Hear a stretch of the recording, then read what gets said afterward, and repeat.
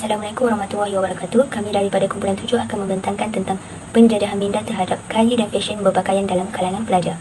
Untuk bahagian pengenalan, gaya dan fashion dari segi pemakaian telah menjadi satu kewajipan bagi masyarakat masa kini, terutama dalam kalangan pelajar sebelum keluar rumah. Hal ini kerana fashion dari segi pemakaian pada masa kini merupakan kayu ukur dalam menilai kemajuan seseorang. Permasalahan kajian, isu gaya dan fashion dari segi pemakaian bukanlah isu yang baru bagi masyarakat sekarang, terutamanya bagi pelajar. Dalam meniti arus kemodenan, kita dapat melihat berbagai koleksi gaya dan fashion yang dikenakan pelajar masa kini, tidak kira lelaki maupun perempuan. Ramai di kalangan pelajar yang hanyut dibuat arus fashion sehingga terlupa tentang konsep pemakaian yang sebenar mengikut Islam. Objektif kajian ini adalah untuk mengenal pasti faktor kecenderungan pelajar dalam pemilihan pakaian dan mengenal pasti cita rasa atau ciri-ciri utama fashion pakaian di kalangan pelajar. Kajian ini dijalankan terhadap 102 responden yang terdiri daripada pelajar yang pelbagai umur dengan menggunakan kaedah borang soal sidik secara atas talian iaitu melalui Google Form selama 1 minggu. Seterusnya bab kedua iaitu kajian literatur. Pakaian telah diciptakan sejak zaman awal prasejarah melalui pelbagai cara. Pada peringkat awal, manusia menggunakan kulit binatang bagi mencipta pakaian. Kemudian berkembang dengan penemuan cara tenunan dan fabrik dan kemudiannya berkembang sehingga hari ini dengan kecanggihan, inovasi, teknologi dalam penghasilan pakaian. Gaya berpakaian telah dipengaruhi oleh beberapa pengaruh iaitu pengaruh daripada Islam dan juga pengaruh daripada Barat. Seiring peredaran zaman, disebabkan ramai penduduk Malaysia yang beragama Islam mendominasi, agama Islam telah mempengaruhi gaya pemakaian mahasiswa dengan cara menutup aurat dan bersederhana. Menurut pengaruh kedua, iaitu pengaruh Barat, telah mempengaruhi gaya berpakaian dalam kalangan mahasiswa berdasarkan gaya hidup moden dan tiada ketetapan dalam berpakaian. Seterusnya, saya akan menceritakan mengenai fungsi-fungsi pakaian. Yang pertama, ia dapat mengenal pasti identiti diri kita sendiri. Kedua, dapat dijadikan simbol budaya untuk bangsa-bangsa seperti Melayu, Cina dan juga India. Ketiga, dijadikan sebagai simbol agama. Dan akhir sekali, dapat membezakan status jantina antara lelaki maupun wanita. Akhir sekali, saya akan terangkan mengenai kelebihan modernisasi terhadap pakaian pada masa kini. Kelebihan pertama ialah mahasiswa sekarang mempunyai banyak variasi dalam pemilihan pakaian untuk keluar ke kelas ataupun mana-mana sahaja. Seterusnya, dengan pakaian moden pada masa kini, ia menepati trend masa yang sedang terkenal di kalangan para pelajar sekarang. Okey, seterusnya adalah untuk bab 3 iaitu metodologi kajian. Reka bentuk untuk kajian ini adalah secara kuantitatif iaitu berbentuk deskriptif di mana kami menggunakan kaedah soal selidik untuk mendapatkan maklumat dan jawapan bagi objektif kajian kami. Lokasi untuk kajian ini dilakukan secara atas talian di mana kami menggunakan Google Form sebagai medium untuk mendapatkan responden-responden. Dan Google Form ini telah disebar dan diedarkan oleh ahli-ahli kumpulan sendiri melalui aplikasi WhatsApp. Dan responden untuk kajian ini adalah seramai 102 orang responden yang terdiri daripada pelajar yang berbagai tahap pendidikan, bangsa, umur dan juga jantina. Dan tempoh masa yang kami ambil untuk mendapatkan responden adalah selama 1 minggu. Seterusnya kita pergi kepada kaedah penganalisian data di mana kami menggunakan kaedah soal selidik dalam menganalisis data, dan soal selidik ini terbahagi kepada 3 bahagian iaitu bahagian 1, bahagian 2 dan bahagian 3. Bahagian 1 merangkumi maklumat demografi responden, manakala bahagian 2 pula mengenai faktor kecenderungan pemilihan pakaian bagi pelajar, dan bahagian ketiga pula mengenai cita rasa atau ciri-ciri pemilihan pakaian dalam kalangan pelajar. Bab 4. Pengenalan. Menurut Wikipedia, demografi berasal daripada perkataan demo, Yunani yang bermaksud orang-orang. Grafik pula bermaksud penulisan, penerangan atau pengukuran. Analisis latar belakang responden melibatkan aspek jantina, umur, bangsa dan juga peringkat pengajian akan dipersembahkan dalam bentuk jadual. Hasil demografi responden. Lelaki sebanyak 17.6% dan perempuan mempunyai peratusan yang banyak iaitu 82.4%. Umur. Responden yang berumur kurang daripada 18 tahun hanya 22%. Responden berumur 18 hingga 20 tahun 73.5% dan juga responden yang berumur 20 melebihi 20 tahun mempunyai peratusan sebanyak 24.5%. Bangsa pula, Melayu mempunyai peratusan yang banyak iaitu 98% dan juga Cina hanya mempunyai 2% dan India adalah 0%. Peringkat pengajian. Responden yang mempunyai peringkat pengajian SPM hanya mempunyai peratusan sebanyak 4.9% dan asasi 7.8%, diploma 22.5%, sarjana muda 63.7% dan yang bekerja hanya 1%. Untuk menjawab objektif yang pertama, sebanyak 5 soalan telah dikemukakan kepada responden.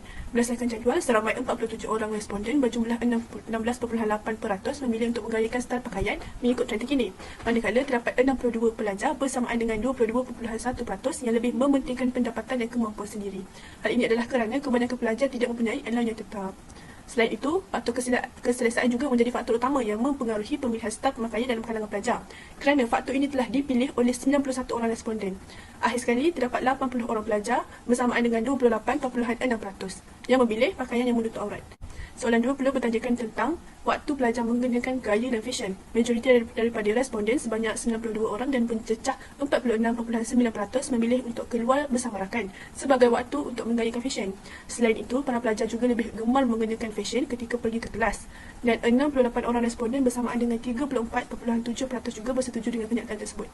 Walau bagaimanapun, beberapa responden seramai 5 orang dan 2.6% bersepakat untuk berfashion ketika berada di rumah. Pada waktu yang sama, 18 orang responden memilih untuk bergaya dan berfashion semasa bersukan. Akhir sekali, 13 responden yang lain memilih untuk berfashion pada setiap masa. Soalan 3 pula meminta pendapat responden tentang adakah fashion mencerminkan personaliti dan penampilan diri. Berdasarkan jadual 3, daripada 102 orang responden, 82 orang iaitu 80.4% lebih mempercayai bahawa gaya dan fashion mencerminkan personaliti dan penampilan diri, manakala selebihnya tidak bersetuju dengan kenyataan yang diberikan. Soalan seterusnya bertanyakan tentang adakah gaya dan fashion mampu meningkatkan keyakinan diri. Hampir 97% responden bersetuju bahawa gaya dan fashion boleh meningkatkan keyakinan diri sendiri. Walau bagaimanapun, terdapat 4 orang responden yang tidak bersetuju dengan soalan yang diberikan. Keyakinan diri amat penting dalam diri seseorang supaya individu itu mampu menghadapi masalah tanpa sebarang keraguan. Soalan terakhir bertanyakan tentang adakah rakan-rakan mempengaruhi pemilihan style pemakaian. Para responden seramai 63 orang yang hampir mencecah 62% lebih cenderung memilih pakaian mengikut cita rasa sendiri. Ada juga yang lebih mempercayai rakan-rakan dalam pemilihan pakaian mereka, iaitu seramai 39 orang. Hal ini adalah kerana supaya mereka dapat menyesuaikan diri dengan rakan-rakan mereka ketika meluangkan masa bersama-sama. Bagi menjawab objektif 2, sebanyak 5 soalan telah dikemukakan kepada responden untuk mengetahui cita rasa dan ciri-ciri utama fashion dalam kalangan pelajar. Soalan pertama adalah berkaitan dengan jenama yang digemari. Seramai 59 daripada responden iaitu 57.8% daripada keseluruhannya memilih jenama tempatan berbanding jenama import. Hal ini kerana jenama tempatan lebih mudah dicari dengan harga berpatutan berbanding dengan jenama import. Soalan kedua adalah berkaitan dengan pemilihan pakaian untuk ke kelas. Seramai 53 orang daripada responden iaitu 52% daripada keseluruhannya bersetuju untuk memilih pakaian casual berbanding pakaian formal. Hal ini kerana pakaian casual mengambil masa yang lebih singkat untuk bersiap berbanding dengan pakaian formal. Soalan seterusnya adalah mengenai pemilihan corak pada pakaian. Sebanyak 63 daripada responden memilih untuk mengenakan pakaian tidak bercorak. Hal ini kerana pakaian tiada corak lebih kelihatan natural dan casual. Soalan ketiga adalah berkaitan dengan jenis kain yang sesuai dengan keselesaan.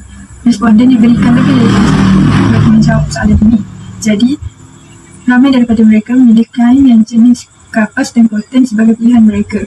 Soalan kelima adalah berkaitan dengan pemilihan warna yang digemari. Rata-rata memilih warna pastel dan warna terang sebagai warna pilihan mereka. Hal ini kerana warna pastel akan menampilkan seseorang yang lebih lembut dan sopan, manakala warna terang akan menunjukkan seseorang yang lebih berkeyakinan.